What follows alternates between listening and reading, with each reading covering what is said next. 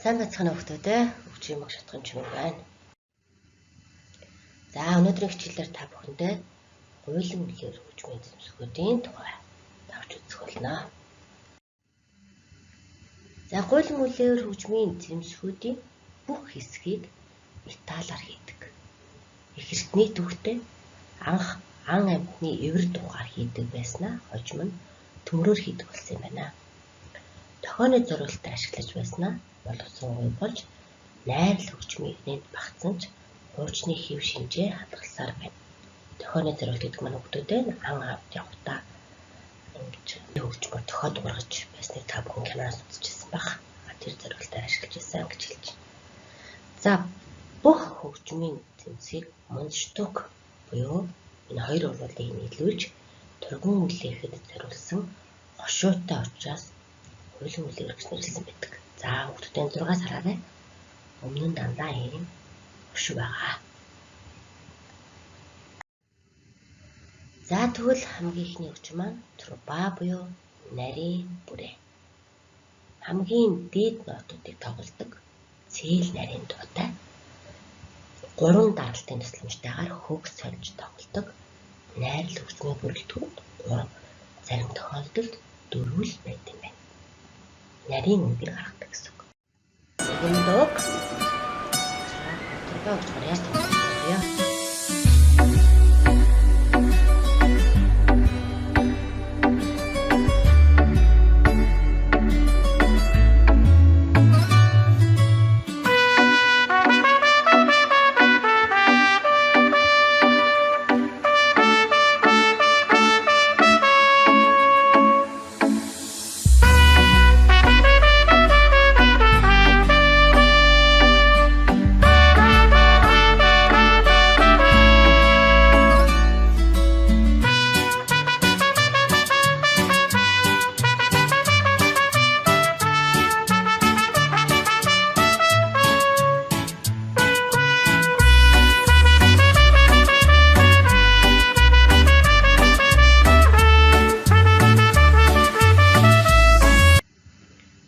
Тэгвэл дараагийн хөгжмийн зэмсэг маань тууб буюу их бүрээ.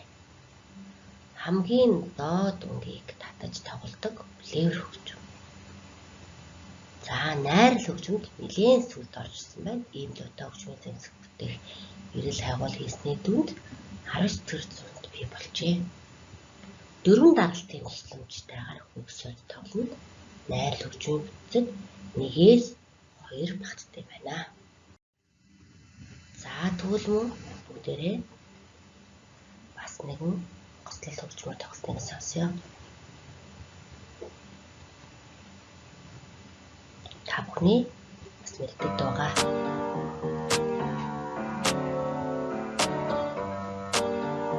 Өөр хэмжээгээр нэлээд том байгааз.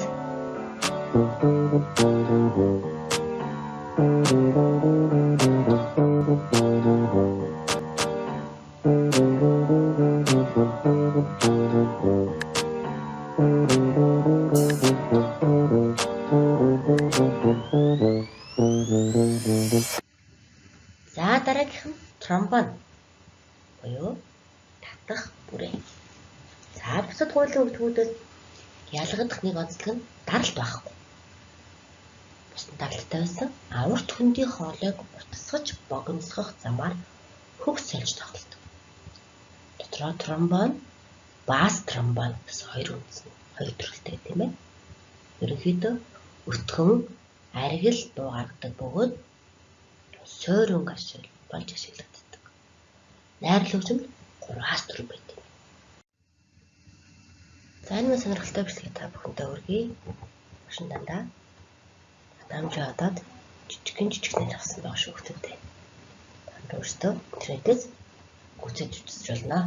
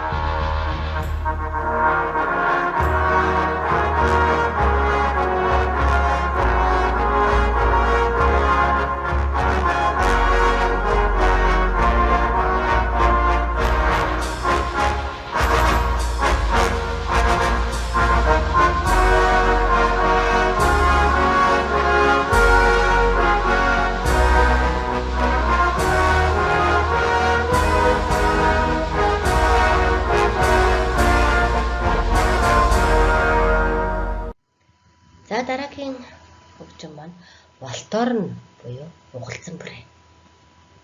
За хамгийн зөөлөн уянгалаг гүнзгий дуурдаг бөгөөд модон үлээвэр, гуйлан үлээвэр хоёрыг холбож өгдөгөөр содог хөгжим байдаг. За Волторн хөгжим маань 3 ширхэг даралтын тусламжтайгаар хөгж сольж тоглодог бөгөөд урт хөгжмийн тоонд ордог. Энэ юу гэсэн үг вэ гэхээр тухайн хөгжмийг хийхэд 6 метр металл ордог юм байна. За дараагийн бичлэг маань танарт бүр илүү сонирхолтой болов уу гэд энэ бичлэгийг орууллаа.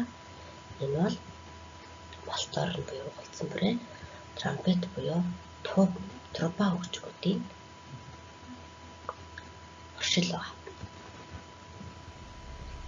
За бүтэдээ доорх нота ажиглаад бас харж болно шүү.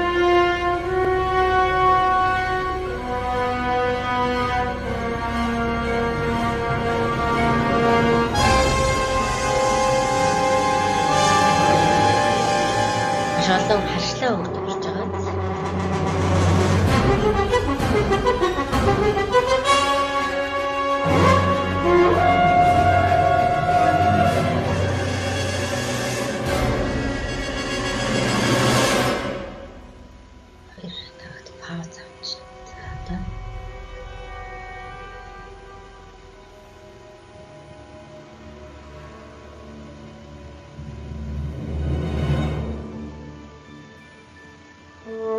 Труба хөгжим паузтай.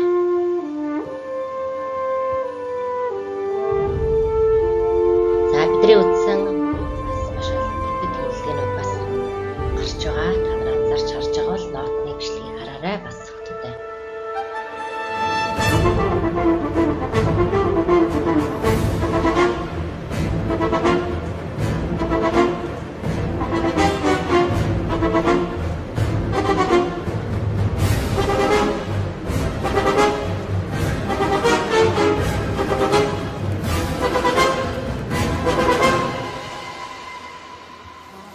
Кремл.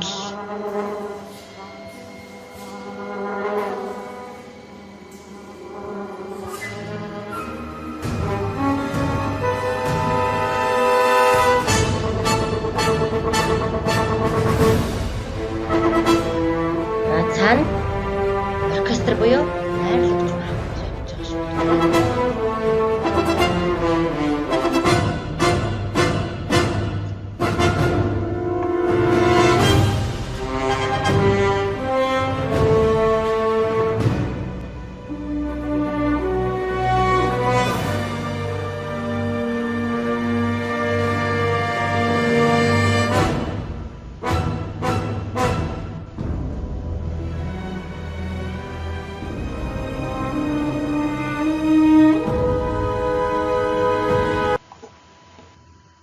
За гэрийн даалгаварт YouTube-ийн холбоосоор орж өнөөдрийн үтсэн хөгжмийн зэмсгүүдийн найрал хөгжмөд гүйцэтгэх үүргийг тодорхойлж ирээ.